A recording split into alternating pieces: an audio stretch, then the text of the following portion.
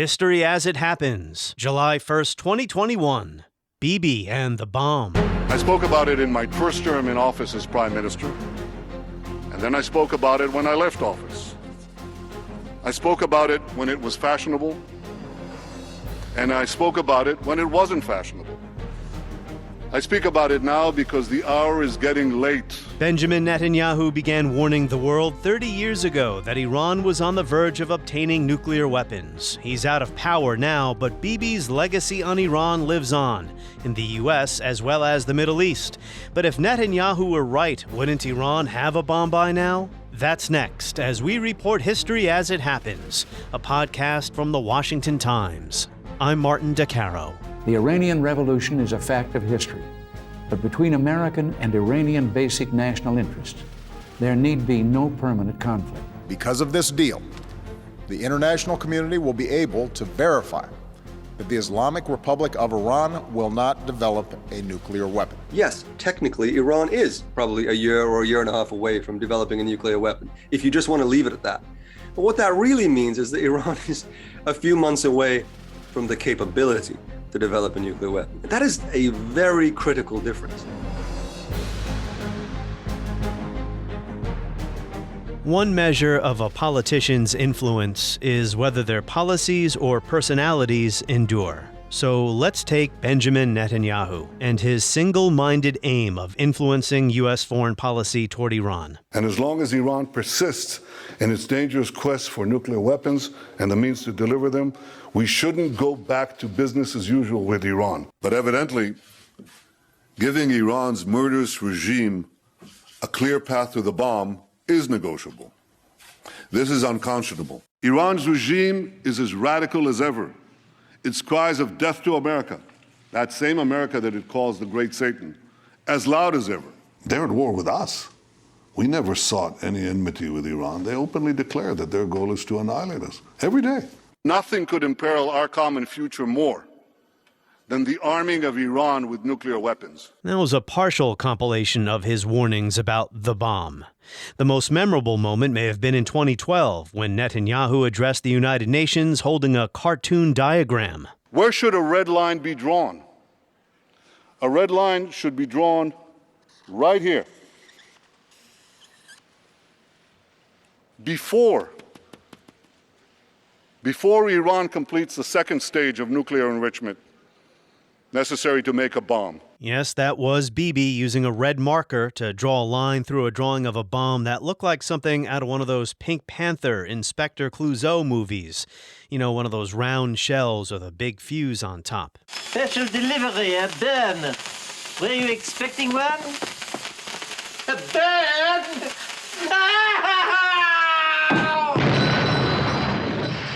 Netanyahu was Israel's longest-serving prime minister, but as we know, he is out of power now.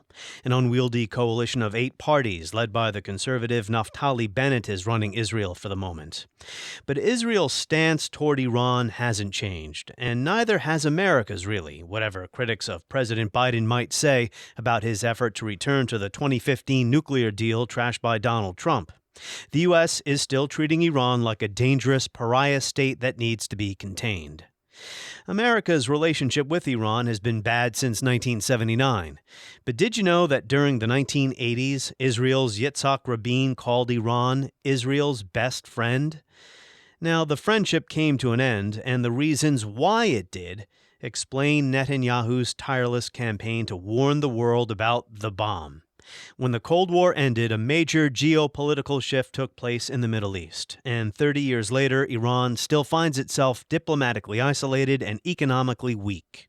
So let's talk about it with historian John Ghazvinian. He returns to the podcast after talking to us in March.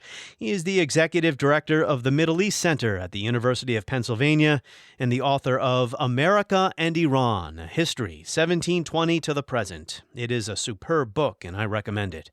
John Ghazvinian, welcome back. Thank you very much for having me back. Let's begin with a change in the geopolitical landscape after the end of the Cold War. Before we get to what's going on today, tell us about the background there.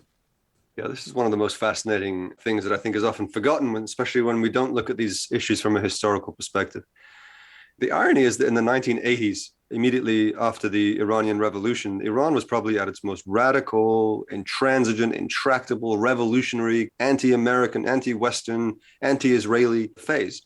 And yet it was actually the Israelis who wanted to encourage the United States to mend its fences with Iran after the hostage crisis. They believed that the Iranian Revolution was a sort of temporary aberration, a sort of temporary attack of insanity, and that actually Israel's much larger enemies were the immediate Arab states, particularly some of the more revolutionary Arab states, left-leaning Arab states like Saddam Hussein's Iraq, Syria. Those were the countries that Israel thought were the real threat. And actually, it viewed a country like Iran on the periphery, that's not even an Arab country, as potentially not exactly an ally or a friend, but a sort of counterweight, particularly given the hostile relationship that Iran had with Iraq. Iran was fighting a war with Iraq for 8 years throughout the 1980s. And even though the US was not particularly fond of either country's government at the time, Iran was the big demon in the public eye in the United States, right? In the aftermath of the hostage crisis, it was very, very difficult for any American politician to say anything even remotely positive about Iran. Instead, Iraq, and again, Saddam Hussein's Iraq was not seen as the good guy necessarily, but the lesser of two evils in some way. So the US was quietly giving support to the Iraqis, but the Israelis were trying to encourage the US to quietly support Iran as well. And this is where how the US kind of ended up in this unusual situation and a rather, I think, morally questionable situation. In effect, at various points, supporting both sides of a very, very brutal war, selling weapons secretly to the Iranians. This was the so-called Iran-Contra affair, where it emerged that via the Israelis, actually, the US was sending missiles to Iran in exchange for Iranian pressure on Lebanese Shiite militias to release US hostages who were being held in Lebanon, and that the proceeds of those arms sales were then being secretly diverted to fund Nicaraguan Contras in Central America. It's a very, very messy scandal, of course. It blew up in President Reagan's face. But the irony is that Ronald Reagan came on television in November 1986 to explain what was going on to the American people. And he said, and this is actually the epigraph to my book, because I thought it was such a striking quote. He said, "The Iranian Revolution is a fact of history, but between American and Iranian basic national interests, there need be no permanent conflict." Without Iran's cooperation, we cannot bring an end to the Persian Gulf War. Without Iran's concurrence, there can be no enduring peace in the Middle East. What's really striking to me is that we've never really heard American presidents since talking like that, with the possible exception of Obama. You never heard Bill Clinton talking like that about Iran. You certainly haven't heard Joe Biden talking that way about Iran. And yet this kind of strong, tough guy, Republican American president came out and told the American people, well, the Iranian Revolution has happened now. There's no going back, and, we don't have to be permanent enemies. And that's at a time when Iran was at its most radical anti-American phase and when the image of Iran was at its absolute lowest in the United States. Ironically, when the Cold War ended, everything changed. Israel was now locked into a sort of peace process with some of its Arab neighbors and no longer saw them as any real threat. And that so-called peace process has continued to this day. Obviously, it hasn't really gone anywhere. But the fact is, as long as Israel and these quote-unquote more moderate or whatever, more pro-Western Arab states are locked into the logic of this kind of peace process, then there's no real military or existential threat to Israel. And so it becomes easier to demonize Iran. It's important for Israel to feel, especially after the Cold War, that it has real strategic importance to the United States. And the easiest way to do that is to feel that there's a shared enemy, and Iran is a very convenient shared enemy. So, in effect, Israel was concerned it would lose support of the United States because it no longer had a hostile relationship with some of the Arab regimes in the Middle East because of this peace process. Is that basically the gist of your argument? Yeah, and I have to say, I give a lot of credit to Trita Parsi for this argument, who laid it out very nicely in his book, Treacherous Alliance, a number of years ago, which I thought was a very convincing case. It's not that Israel, I think, was worried that it was going to somehow lose its American friendship, but that somehow it become potentially a little bit less of a strategic priority for the United States. Because during the Cold War, Israel had been a very important American ally. And while it had been facing down some of these more radical or pro-Soviet Arab states, there had been a certain logic there. But once it's being pushed into a peace process, I think Israel's concern is always that it may turn into some sort of strategic liability for the U.S., given how unpopular Israel is in the region. So the idea that the U.S. is suddenly becoming friends with all these Arab states, because remember in the first Gulf War in 1991, the U.S. developed this kind of extraordinary alliance of Arab states, including Syria, even Saudi Arabia and others, to defeat Saddam Hussein. And I think there was real anxiety in Israel that, oh, okay, as the US warms up to all these Arab countries, that there is a risk that if the US turns around and also becomes friends with Iran, then how important is Israel really to the United States in the region? I've always argued that Israel's concern with Iran is not that it feels that Iran is building a nuclear weapon or anything like that, or it's going to annihilate Israel, anything like that. Israel's real existential anxiety is that the US will become friends with Iran or friendlier and reduce Israel's own strategic importance to the United States, which is why I think it's ironic and interesting that after the end of the Cold War, as Iran begins to move into a more pragmatic direction, less hostile, less revolutionary, less radical in a lot of its posture towards the United States, ironically, that's the point at which Israel starts to demonize much more. And you start to see much more of a narrative picking up in Washington that Iran is the big threat. I think arguably Iran was a bigger threat in the 1980s, but that's not how it was presented. I think some of our listeners might be astonished to learn that Israel and Iran had a somewhat close relationship in the 1980s, and of course during the Shah's reign. I did not know that Rabin had called Iran Israel's best friend until I read your book. But back to the early 1990s, this change, as you've been explaining, began with the Madrid Peace Conference. In 1991, the Bush administration sends out invitations to 43 participants, but it excludes Iran. And this was a missed opportunity to bring Iran into the international community post-Cold War, correct? I mean, you have to remember there was an incredible moment of American, I don't want to say hubris, but confidence, at least on the world stage. You know, the Cold War had ended. The US had just put together this incredible coalition of NATO states and European states, but also Arab states to defeat Saddam Hussein in Kuwait. It had taken 33 days to wipe out Saddam's military machine, something that Iranians had not been able to do in 8 years. The US was on the top of the world. And there was this feeling of like, well, why do we need Iran? I mean, the whole world was lining up behind the American camp. There was no longer a Cold War. Even the Russians were weakened, were eviscerated. At the Madrid Peace Conference, there was a feeling like, well, what does Iran have to offer? It's not even an Arab country. I mean, what, you know, they're not at war with Israel or anything like that. But I think there was a missed opportunity because I think they underestimated how much Iran could actually complicate things if they were left out. And they felt left out. Iran actually moderated some of its rhetoric on the Israeli-Palestinian issue and said publicly that they would respect whatever settlement the Palestinians reached with the Israelis, that they didn't want to be more Palestinian than the Palestinians. And yet, despite all of this, they got left on the sidelines. And this is when the Iranians became anxious that Arab-Israeli peace was going to be achieved at the expense of Iran's isolation, that the Arabs and the Israelis and the Americans were all going to come together in this beautiful kind of peace process, and that Iran was going to be left out. Now, the interesting thing about that and how it's developed over the last 30 years is that even though real true peace has not been achieved, at least on the Palestinian dimension of the Arab-Israeli conflict, everything else that Iran was worried about has exactly come to fruition, which is to say that in effect, unofficially, if not even to some degree recently officially, a number of Arab states, these so-called more pro-Western, more pro-American, moderate, whatever you want to call them, have becoming more and more friendly with Israel and at the expense of Iran's isolation. The US and Israel and Saudi Arabia and the UAE and Bahrain and in Egypt and a number of other countries, to one degree or another, to either official or unofficial degrees, have all come together under this camp to the point where Iran feels isolated, has very few real allies in the Middle East outside some of its proxy militias like Hezbollah or Hamas, or of course the Syrian government and some of its allies in Lebanon. And in Yemen as well. And Yemen as well. I mean, Iran likes to talk about, there's this idea of the sort of resistance bloc, they mean sort of resistance to American and Israeli hegemony and policy in the region. But Iran is increasingly on the losing side of that argument, I would actually say, much more than they were 10 or 15 years ago, especially because of their support for Assad. I think this has been accelerated with the Abraham Accords, with the official recognition of Israel by some of the Gulf states and so on. So the whole map has been rewritten. One might view Israel's approach to geopolitics here in the early 90s as rather cynical, demonizing Iran, even though, as you say, it knew that Iran wasn't trying to build a bomb to annihilate Israel. But there was a receptive audience to this argument in the United States and not just among the right wing. I mean, the Clinton administration went along with this as well.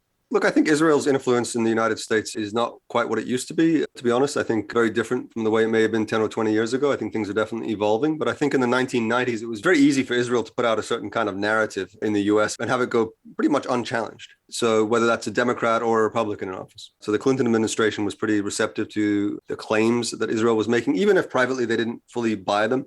And Israel's claim in the 90s was that Iran was developing WMD, a nuclear program, that it was actively undermining the peace process, which is true. I mean, it was actively supporting militant groups like Hamas and Hezbollah.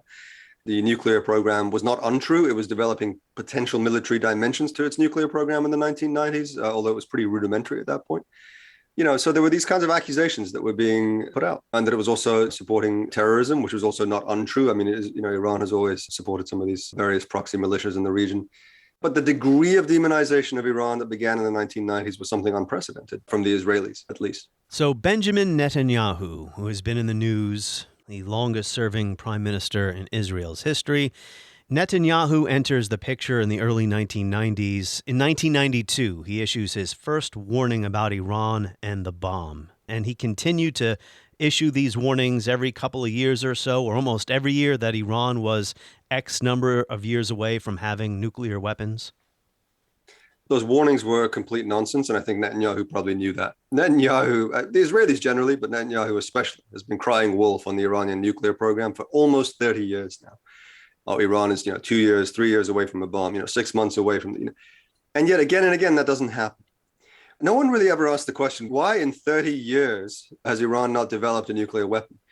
If you don't know any better, you might be tempted to assume that somehow they're just not capable of doing that, or they're just not smart enough, or they don't have the technological capacity, or whatever it might be, or that, we've foiled their we being, the West, US, Israel, whoever, has kind of foiled their program with these Stuxnet viruses and bombs. That's not why.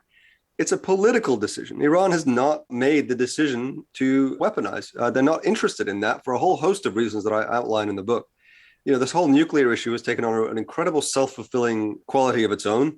Iranians have become more and more interested in enriching uranium in many cases because there's been so much scrutiny on their nuclear program, rather than the other way around. This idea that they're months away from it's a very clever kind of semantic trick. Because, yes, technically, Iran is probably a year or a year and a half away from developing a nuclear weapon, if you just want to leave it at that. But what that really means is that Iran is a few months away from the capability to develop a nuclear weapon. That is a very critical difference. For Iran to actually want to develop a bomb is not something they're going to do in secret. That's not possible. You cannot do that. They have far more scrutiny on their program than any other country. The IAEA inspectors, the 24-hour camera surveillance, the thousands of hours of inspections that Iran undergoes, both under the NPT and the additional protocol, but also under the JCPOA now, all these extra layers of scrutiny. The only way they're going to build a bomb is if they simply switch off the cameras and kick out the inspectors. And then you would know what they were doing, and all hell would break loose and Iran would get invaded. Almost certainly that would precipitate a war that would probably result in regime change. It would probably result in the end of the Islamic Republic. So it's not in Iran's interest. Even if it wanted a bomb, which it doesn't for a whole bunch of reasons, it would be self-destructive to try to go down that road. Similarly, Iran believes that it would be self-destructive to simply give up its nuclear program entirely for a whole host of reasons. One is that it actually genuinely needs the radioisotopes and so on from both medical and other kinds of research in energy production. But also, more importantly, Iran has an experience from the 1970s and again in the 80s and 90s. They had an agreement with the French and the Europeans under the Shah in the 70s where they were going to send out their uranium to get enriched in Europe, and then it was going to get shipped back as fuel. But then the revolution happened, and they never got their fuel. Iran has made the calculation that given how isolated it is and how bad its relationship with the US and the world powers, it cannot rely on the goodwill of the US or the Europeans to provide it with energy, with processed uranium. So it has to do it on its own. If it were to simply give up its program, it would be putting itself in a weaker position, capitulating politically as well as logistically, and then also, again, opening itself up, being undermined and potentially regime change and the end of the Islamic Republic. The only logical place for Iran to be is that kind of middle ground where it has to develop just enough uranium enrichment and capacity and technological ability to buy itself a certain level of kind of influence and strength in the region. And that ambiguity that surrounds its nuclear program helps with that, but not so much that it actually risks racing all the way to a bomb and risks being invaded, if that makes sense. It's kind of the sweet spot in the middle. And you note in your book, Israeli intelligence, Russian intelligence, U.S. intelligence have all concluded the same thing, but the facts don't seem to influence the debate very much. I believe you wrote that if there were ever a time Iran really thought about pursuing nuclear weapons, that time is long past. Whatever program existed to go in that direction, they gave up on that a decade or two ago. Why don't you clarify? Yeah, the so-called PMD, as they call it, the possible military dimensions of the program, there are still some question marks about that and how much of that existed in the 1990s and before 2003.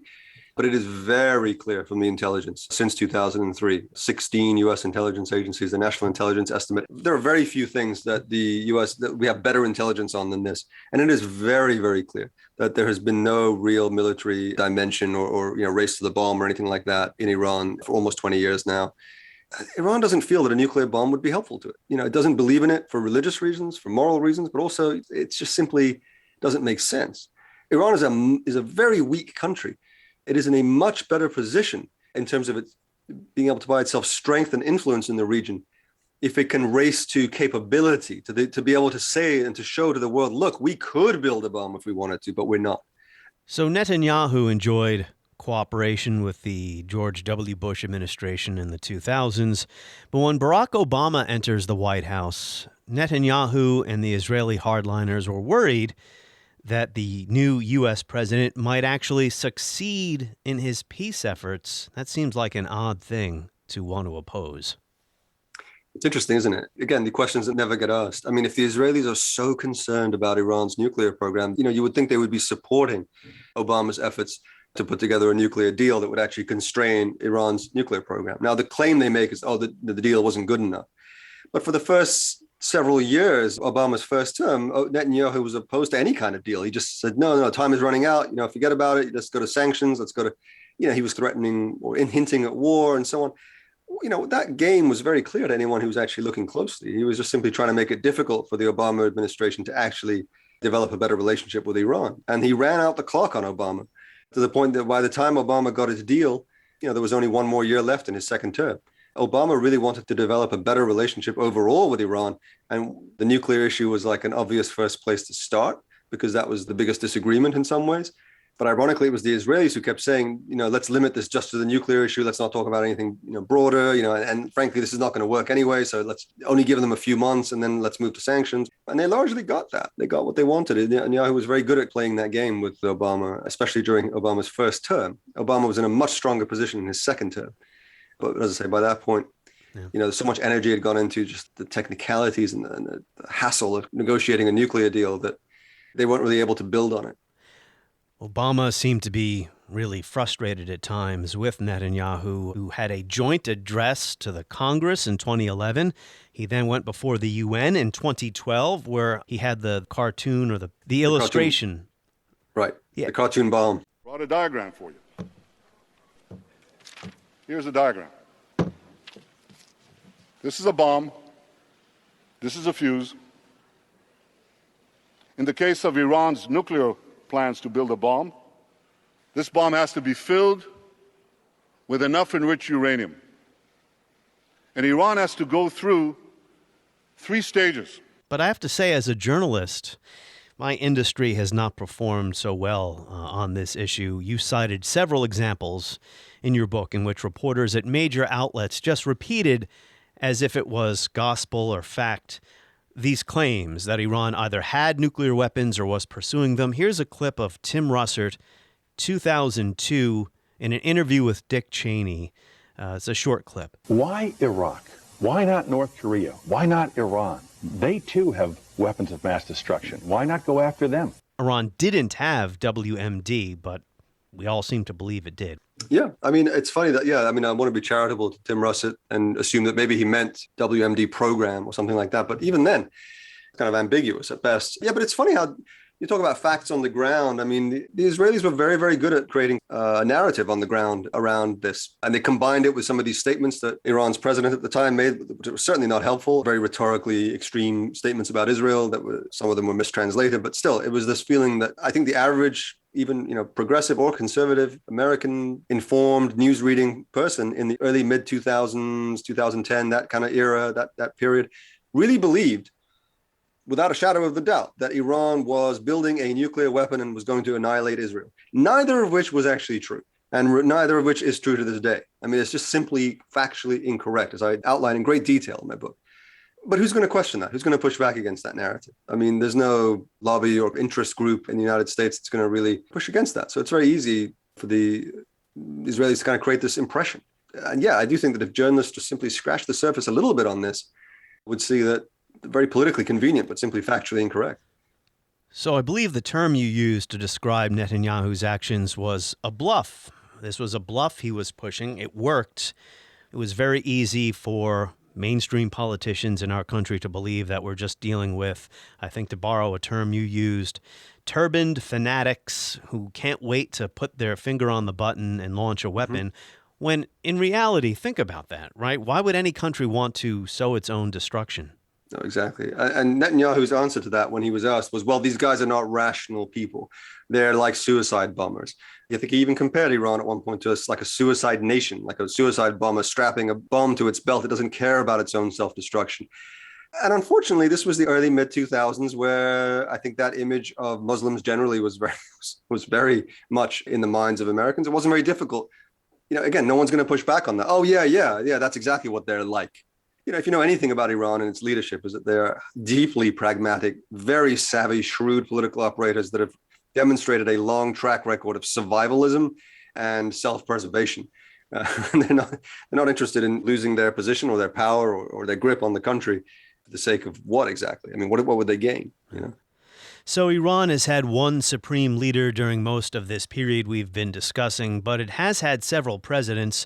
In the 1990s, Khatami was a reformer, a moderate, but the hardliners viewed him as a failure, and he was followed in office by Ahmadinejad, who was either misquoted or mistranslated about it wiping Israel off the map. I guess what I'm getting at here is, how did Iran deal with this situation over the past few decades, being accused of having nuclear weapons when it actually didn't have any? I know that's a long question. Yeah, I mean, it evolves, and the answer to that question is, of course, pretty complex. Iran under Khatami from 1997 to 2005 presented its most open face to the West that it ever has before or since. And there was a feeling in Iran that didn't really work. And so there was a reaction to that in 2005 when Ahmadinejad was elected. He was elected for a number of reasons, including disillusionment with domestic issues among a lot of the younger, more liberal base in Iran who simply didn't show up to the election in 2005, just as many did not show up this year in 2021. So what always happens, this is how hardliners get elected in Iran. It's now gone through enough cycles that I've seen this in action, which is sort of, you get a sort of more reform-minded liberal figure. People get a little bit excited. They come out to the election. He wins the election, and then there's colossal disillusionment when the system proves unwilling to fully reform itself. And then people don't show up 4 years or 8 years later, and then a hardliner wins. And then people get so fed up with that they're so desperate for change that they come out to the polls again and elect a pragmatist or a reformist. I mean, Iran's political system has been marching steadily to the right over the last 20 years, and there are many reasons for this, although I would say that one of those reasons, a significant factor, has been the increasingly ideological maximum pressure attitude of the United States towards Iran, because inevitably, one of the things that liberal, progressive, or reform-minded Iranians want, they want many things, but one of the things they want is better relations with the US and with the West. And when they see that they elect someone like Khatami, who is more inclined to do that, or someone like Rouhani in 2013 who was inclined to do that, and Rouhani negotiates a nuclear deal, and then the US elects Donald Trump and he pulls out of the nuclear deal, there is a feeling that, well, it doesn't seem to matter what we do, that the US is just systematically opposed to the Islamic Republic and is determined to bring it down in some way or another. So, let's show a tougher face. The US policy hasn't helped. What can we say about the fact that the moderates in both countries have been sidelined? Maybe that's one of the key pieces of Netanyahu's legacy, as well as the legacy of, say, the Pompeo wing, if you will, of the Republican Party here in the U.S. That's definitely true in Iran. I think that, with Joe Biden's election in the United States, I think, sort of the so-called centrist wing of the American foreign policy establishment is back in the ascendant, and I think is very interested in doing some kind of deal with Iran if they can. And they're trying as we speak. Right, yeah, but I've always felt that the American foreign policy conversation around Iran is just incredibly narrow and sclerotic, in some ways broken. I mean, it's just kind of stuck between these two poles, between the Democrats and the Republicans, that are neither of which I think are nearly imaginative enough about the possibilities. In short, when the Republicans are in power, I mean, there seems to be more of a active regime change goal, maximum pressure, sanctions, threats of war, inflict some kind of total absolute defeat on the Islamic Republic, perhaps as they did on the Soviet Union, or as they feel that they did on the Soviet Union at the end of the Cold War, trying to relive that kind of glory or something. They feel that the Republican playbook seems to be that if you just exert enough pressure on Iran, if you just squeeze its people and its economy enough, eventually the whole thing will come crashing down. The Democrats take more of a containment approach, which is that, we think the Islamic Republic is evil and we don't want to really actually become friends with them or anything like that, or do serious diplomacy, but we can contain the threat, be savvier about the way we do this in the way that allies will go along with us. I have to say the Democrats have been more effective at that in that sense, in bringing European and other allies around to the idea of sanctions and isolation against the Islamic Republic. But the ultimate goal is kind of the same, which is to defeat the Islamic Republic. No one actually is interested in serious, sustained, meaningful, good faith diplomacy that might actually set aside, that might actually get past some of the differences, which is not to say that the Iranians would necessarily be receptive to that. I think at this point, there's an incredible amount of skepticism about any kind of good overtures in the US at this point. I think it may be too late for all that. But there have been moments where I think that was possible. And I think we've now become so entrenched in this hostility in both countries that it's taken on a kind of self-fulfilling quality of its own. It's almost self-perpetuating. So let's talk a bit about Ebrahim Raisi, the new Iranian president, former head of the Iranian judiciary. He's a conservative cleric and a favorite of the Ayatollah. Is this someone the U.S. might consider worth negotiating with and vice versa? From my reading of the news over the past week, there's this idea that the Ayatollah wants sanctions lifted. He wants to be able to export oil, so there's an opening for a deal. I've always felt that nationalistic leaders, right-wing leaders, tough guys seem to be better suited for negotiations and compromise when it comes to international affairs than liberals and reformists and Democrats and so on. It often seems to be the case. It's, Reagan, Gorbachev have their summit in Reykjavik and so on. There's Nixon who goes to China. I've always felt, this kind of assumption that somehow we can only do a deal with the Rouhani administration, which, is still in power, by the way, for another 3 or 4 weeks. There's this ticking clock where we have to try to get that deal done before Ebrahim Raisi takes the oath of office. Yes, maybe in a way, but I also think that it's not impossible to do a deal with Raisi. I just don't think it's going to be his priority. And I think that he's going to think more in terms of relations with China and so on. And he's going to take a tougher line rhetorically. But at the end of the day, the Islamic Republic's red lines and positions on the nuclear issue are actually very consistent across all administrations, from Khatami to Rouhani to Ahmadinejad to, I think, probably Raisi as well now. I think it's just a question of tone and approach. But I think at the end of the day, it's very obvious what Iran needs and wants and how far it's willing to bend. Plus, I do think that there is some speculation that the Ayatollah would prefer maybe a deal to be done before Raisi takes office so that, any kind of negativity or blame can simply be attached to the former administration. And if there's any improvement in the economy, that Raisi can take credit for it after sanctions. But, that's speculation. I don't know. Well, there's so many moving parts to this. So my final question, when it comes to U.S.-Iran relations, they're at a low point, but that's the case between the United States and several other important nations, the U.S. and China, the U.S. and Russia. The United States has had issues with its European allies recently. The fact is, American influence is not quite what it used to be, to say the least. And in this case, the European nations would like to see a deal with Iran again, right? Yeah, I think just going off the first part of that, I think one of the things that really breaks my heart as an American and as a historian is to witness the United States, this far and away the strongest, most powerful nation in the world, feeling like countries like Iran are somehow some sort of threat. I just feel like there was a time when we were kind of big enough and strong enough that, you could have the strength to be able to make peace with Iran. Iran is no threat to the United States or really to anyone. Neither was Iraq. Iraq was not a threat to the United States. Right. And that's what often feels to me like a very kind of late imperial moment that we're living in. Losing our minds over these countries that have almost no real conventional military capability. We're giving them more power than they actually have when we treat them as these kind of big demons and monsters and threats. That's what kind of sort of saddens me. Obviously, China and Russia are slightly different, but even there, I don't think a lot of this antagonism is self-perpetuating and unnecessary. And I think in many ways plays into domestic American politics more than anything else. I even end the book on this note. I think that it's time for the bigger and stronger country to be the bigger and stronger country here, to take the first step and not to be afraid of that. John Ghazvinian, thank you for your perspective on this issue, and we look forward to speaking to you again. On the next episode of History as It Happens, we're going to stay with that theme, the decline of U.S. influence. Is the sun setting on the American empire, and why? Every nation in every region now has a decision to make. Either you are with us or you are with the terrorists. We'll have a special guest in studio, historian Andrew Bacevich, next as we report History as It Happens, a podcast from the Washington Times.